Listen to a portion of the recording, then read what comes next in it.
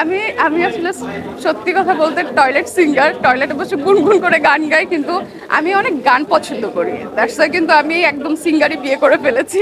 YouTube খুললেই গান আনন্দের পাওয়া যায়, এই ব্যাপারটা কিরকম লাগছে?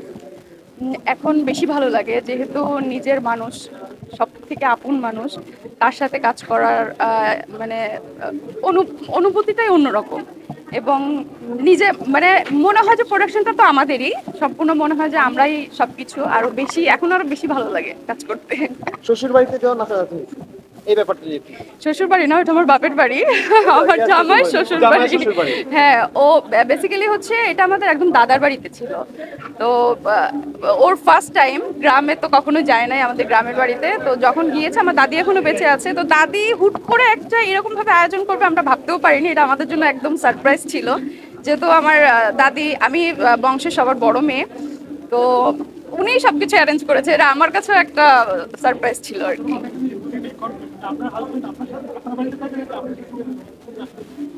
না না, আমরা তো মানে কারোর বাড়িতে কেউ থাকি না, আমরা তো আলাদাই থাকি। আমার তো গ্রামের বাড়ি খুলনা, ওর গ্রামের বাড়ি কুমিল্লা, আমরা তো ঢাকাতে থাকি।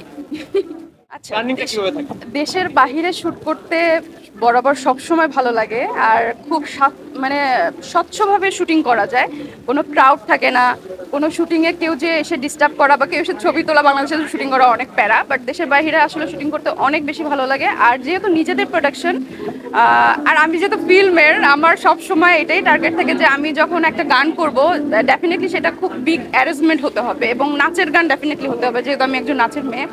তো আমি চেষ্টা করি সব সময় গানগুলো ওরকম নাচের টিম রেখে কাজ করা এবং বড় প্রোডাকশন নিয়ে কাজ করা। তো বড় প্রোডাকশন ধরতে গেলে যে বাংলাদেশে মানে ম্যাক্সিমাম জায়গাতে আমাদের শুটিং করা শেষ। তো আমরা হুট করে প্ল্যানিং করলাম যে আচ্ছা, আমাদের গানগুলো কেন আমরা বাহিরে করি না।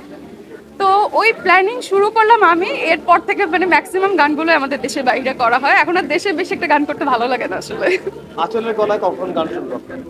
আমি একদমই গান গাইতে পারি না, খুবই বাজে গলা আমার। নো, এটা এটা বলে আমি এখান থেকে এক্ষুনি ভেঙে যাবো। আমি একদমই গান পারি না। আমাকে যদি বলেন আমি নাচের মেয়ে, আমি নাচ খুব ভালো পারি, কিন্তু এখানে নাচ দেখানো ইম্পসিবল। সরি। আজ অনেকেই তো প্রায় চেষ্টা চালায় যে গান হয় বা নাচ হয়, ট্রাই করা হয় নাকি? না, আমি আমি আসলে সত্যি কথা বলতে টয়লেট সিঙ্গার, টয়লেটে বসে গুনগুন করে গান গাই, কিন্তু আমি অনেক গান পছন্দ করি। দ্যাটস ওয়াই কিন্তু আমি একদম সিঙ্গারই বিয়ে করে ফেলেছি। তো আমি একদমই গান পারি না। আসলে সিনেমা নিয়ে কি চিন্তা আপনার? সিনেমা নিয়ে তো অনেক চিন্তা ভাবনা, এখন তো সিনেমা অনেক ভালো হচ্ছে, বাট সিনেমা পেতে হবে, ভালো সিনেমা তো আসলে পেতে হবে। না সিনেমা পেলে তো আসলে কাজ করতে পারছি না। আর সিনেমা আমার অনেকগুলো রিলিজের অপেক্ষায়, আমিও আসলে সেগুলো দেখার জন্য বসে আছি অনেক আগ্রহ নিয়ে। আসলে হাজবেন্ডের প্রোডাকশনেতে কোন সিনেমা আসবে কি নাকি? আমার ইচ্ছা নেই আমার হাজবেন্ডকে নিয়ে সিনেমা করার, এটা আমার ইচ্ছা নেই, বাট প্রচুর দর্শক বলে এবং আমার কাছের মানুষজন সবাই বলে, ইভেন অনেক প্রডিউসার এসে আমাদের বলে যে তোমরা দুইজন একসাথে সিনেমা করো। কিন্তু আমি সবসময় এটা মনে করি যে যে আমার বাস্তব জীবনের হিরো, তাকে নিয়ে আমি কখনো পর্দায় আসবো না। অনেকেই বলছে যে আসলে হাজবেন্ড তামিলে বাইশ আছে, এই ব্যাপারটা নিয়ে যদি বলি তাহলে একটা সিনেমা করা যায় কি নাকি? না না, সিনেমা করা যায় না, এটা আমি কখনো চিন্তা করি না ওকে নিয়ে, ইভেন ও কখনো করে না। আর ও কিন্তু খুব ভালো ডিরেকশন দেয়, ওর মাথার মধ্যে সবসময় ডিরেকশনটা খুব ভালো ঘুরে হচ্ছে তামিল ব্যাপারটা। আর ওরা কিন্তু বেসিক্যালি ইন্ডিয়ান, হ্যাঁ, আমার হাজব্যান্ডরা ওদের বাড়ি কিন্তু ইন্ডিয়ান, তো ওই টানটা আসলে ওর মধ্যে আছে। আর ও সবসময় কাজের মধ্যে ব্যস্ত থাকতে পছন্দ করে। ডিরেকশনের দিকটা ও সবসময় মনে করে যে তামিল থেকে কিছু আমাদের মাতাল গানটা আপনারা অবশ্যই দেখেছেন, মাতাল গানের কিন্তু ও তামিল থেকেই করার চেষ্টা করেছে। তো ডিফারেন্ট একটা লুক দিয়েছে আমাকে, তো সিনেমা করার আসলে ইচ্ছে নাই। সাইকেল গানটা নিয়ে কিভাবে ছিল? অ্যাকচুয়ালি সাইকেল গানের ট্র্যাকটা আসলে অনেক সুন্দর।